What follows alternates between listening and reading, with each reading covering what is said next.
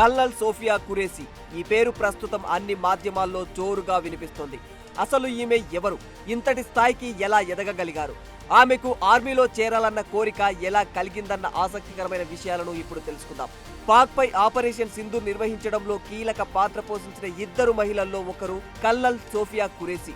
ఈమె భారత సైన్యంలో కల్నల్గా విధులు నిర్వహిస్తూ ఉన్నారు. గత 15 రోజుల క్రితం కాశ్మీర్లోని పహల్గామ్లో ఉగ్ర దాడులు జరిగిన విషయం మనందరికీ తెలిసిందే.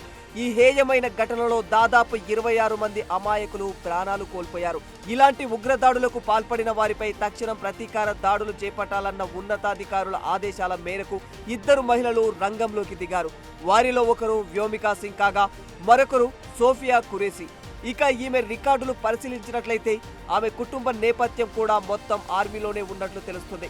1981లో జన్మించిన ఖురేషీ గుజరాత్లోని వడోదర ప్రాంతానికి చెందినవారు.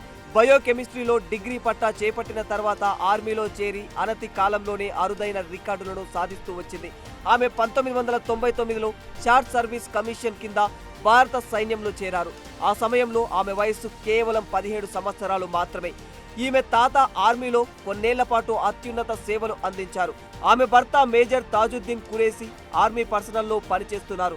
వీరికి సమీర్ ఖురేషీ అనే కుమారుడు కూడా ఉన్నాడు. సోఫియా ఖురేషీ కుటుంబం మొత్తం ఆర్మీకి సేవలందించడం గమనార్హమని చెప్పుకోవాలి.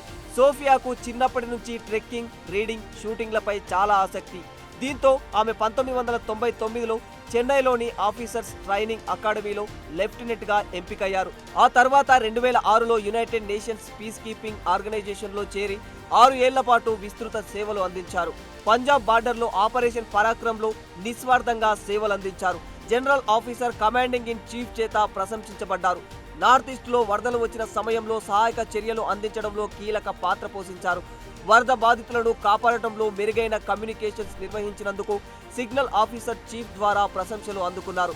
ఆమె అంకిత భావానికి, పనిలో నైపుణ్యాన్ని మెచ్చి 2016లో కీలక పగ్గాలు అప్పగించారు ఆర్మీ అధికారులు. బహుళ జాతీయ సైనిక వ్యాయామంలో భారత ఆర్మీ సిబ్బందికి నాయకత్వం వహించారు. ఇలా నాయకత్వం వహించిన మొదటి మహిళగా చరిత్ర సృష్టించారు. అలా అంచెలంచెలుగా ఎదుగుతూ తాజాగా నిర్వహించిన ఆపరేషన్ సింధూర్కు కీలక పాత్ర పోషించారు. శత్రు సైన్యంపై సమర్థవంతంగా దాడులు నిర్వహించడం, ఉగ్ర స్థావరాలను గుర్తించడంలో మెరుగైన ప్రతిభను కనబరిచారు. మహిళగా ఎన్నో ఒడిదుడుకులను ఎదుర్కొంటూనే ఈ స్థాయిలో ఉండటం చాలా మందికి స్ఫూర్తిని కలిగించిందనే చెప్పాలి. కల్నల్ సోఫియా ఖురేషీ మరిన్ని ఆపరేషన్స్ విజయవంతంగా నిర్వహించి ఆర్మీలో అత్యున్నత స్థాయికి ఎదగాలని కోరుకుందాం.